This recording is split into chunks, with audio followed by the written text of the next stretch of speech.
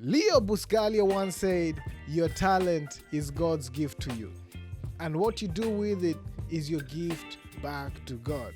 What I mean is, we all have unique gifts and talents. Whether you're an artist, a musician, a writer, or even an entrepreneur, you have to remember that your talent are the most important resource that should be nurtured and developed. So don't be afraid to take the risk and push yourself out of your comfort zone, because the more you challenge yourself, the more you'll be able to achieve.